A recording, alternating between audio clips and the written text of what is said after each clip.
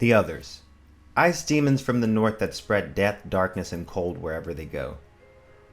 By taking a look at Irish mythology in conjunction with George R. Martin's quote on the appearance of the others, I came to the conclusion that the others could very well be descended from the children of the forest. And the remaining children of the forest in Bloodraven's cave could have been persuaded to their side. In this video, I'll expand upon these ideas. Very little is known about the strange beings called the Others, and they've been the topic of much discussion online, while arguably less thought is put into the seemingly benign children of the forest. However, we almost know as little about them as we know of the others. When you look at the histories, it's easy to feel sorry for the children of the forest. Their lands were wrongfully taken because of the greed of men and their desire to conquer. Well, not really. It was actually the children who attacked first. As the first men settled in Westeros, they began chopping down weirwood trees. This angered the children and they attacked, which led to hundreds of years of war. The children of the forest appeared to be the aggressors in this instance. They fought for generations until they finally gave up and made a pact. If you look closely at the world of Ice and Fire, there's a subtle hint there. The wisest of both races prevailed, and the chief heroes and rulers of both sides met upon the isle in the God's Eye to form the pact. The wisest of both races prevailed. What does that mean? When it comes to mankind, some people are smarter than others. You're not going to find two people that agree on everything. When it comes to men, there are as many opinions as there are people because we are individuals. Therefore, a distinction such as wisest can be made. But if the children of the forest are hive-minded, like some theorists claim, how can such a distinction exist?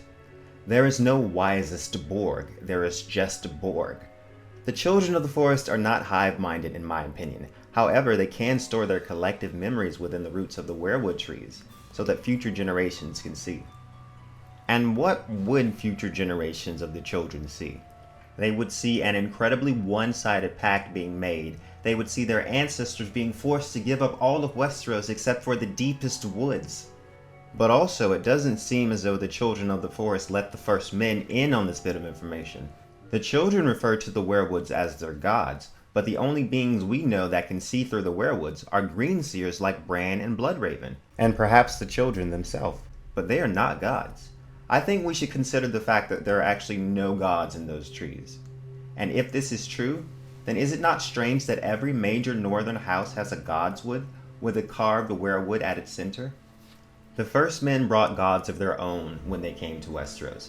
It's strange that they adopted the gods of the children of the forest and completely abandoned their old religion. Was that part of the pact? Interesting. We won't trouble you anymore. Just keep one of these trees in every major castle and adopt our gods. That's all we ask. The children had realized that there was nothing that they could do to defeat the first men, so perhaps this was a bit of deception on their part. Sure, they'd lose most of the land, but they're patient people. And they have 2,000 years to watch. To watch everything that men did throughout the Age of Heroes, while they were forced to reside in a fraction of what was once theirs. And all they saw through the trees would remain in the roots of the weirwoods forever. So you have to realize just how much power this gives them over men. Knowledge is power. This is cliche, I know, but it's true. After 2,000 years of watching, the children could easily learn the weaknesses of men. Not saying they'd want to. I mean, the children would definitely be spying, but perhaps out of perfectly innocent curiosity.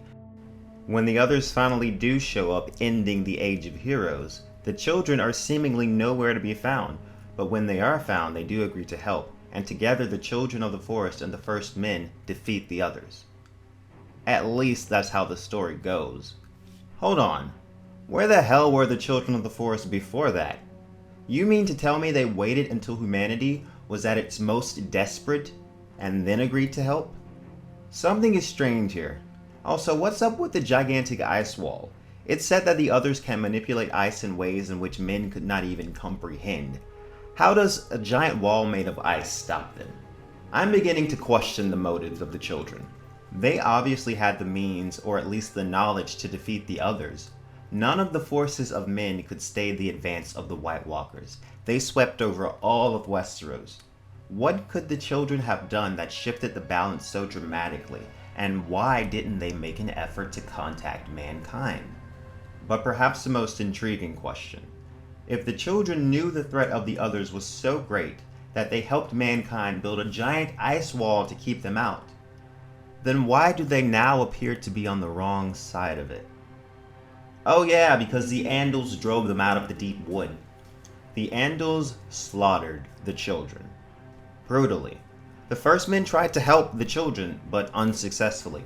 After the Andal invasion, the children were nearly eradicated. But not eradicated. We know that some survived. With no home, they lost everything to men.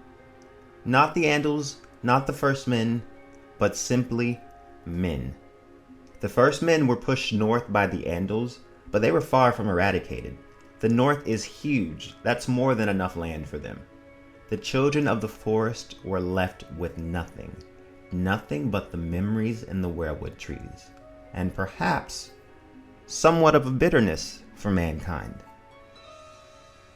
I think it's more than reasonable to consider the idea that the remaining children of the forest are in league with the others. The children certainly have a reason to want mankind gone. I've said it before, they're not as they seem. And with the anomalies in their past, I find them very difficult to trust.